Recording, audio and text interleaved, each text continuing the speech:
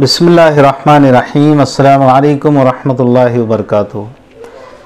घर से बाहर निकलने की सुन्नतें। बंदा जब भी घर से बाहर निकले तो पहले अपना बायां कदम बाहर निकाले, यानी उल्टा पैर जिसको कहते हैं, लेफ़्ट पैर, और दुआ पढ़े बिस्मिल्लाहि व तसम्तु बिल्लाहि व तवक्कलतु अलल्लाह ला हौला वला कुव्वता इल्ला बिल्लाह।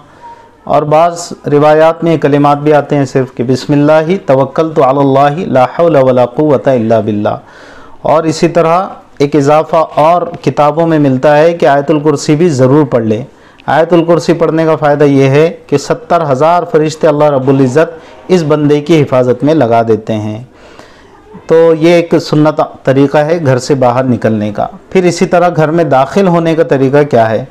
घर में दाखिल होने का तरीक़ा है कि सबसे पहले हम सीधा कदम दाखिल करें, बिस्मिल्लाह कहें। बिस्मिल्लाह कहे बग़ैर घर में दाखिल ना हो, इसलिए कि रिवायात में आता है कि जब कभी आदमी घर में गफलत के साथ दाखिल होता है बग़ैर बिस्मिल्लाह कहे हुए, तो शैतानी ताकतें भी उसके साथ दाखिल हो जाती हैं, शयातीन दाखिल हो जाते हैं और वो कहते हैं कि तेरा शुक्रिया कि तूने आज हमको अपने घर में पनाह दी, ठिकाना दिया, यानी लॉजिंग पर खुश होते हैं वो कि आज तूने तो बग़ैर इसके हमको लॉजिंग की परमिशन दे दी है।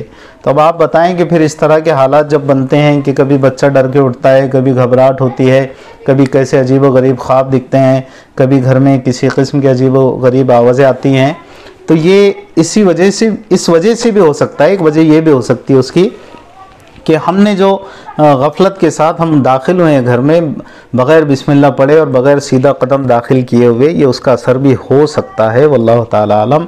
चुनांचे हदीस में तो कहा गया है कि भाई शैतान भी उसके साथ दाखिल हो जाते हैं, शयातीन, और फिर वो खुश होते हैं कि तूने आज हमको अपने घर में ठहरने का मकाम दिया है।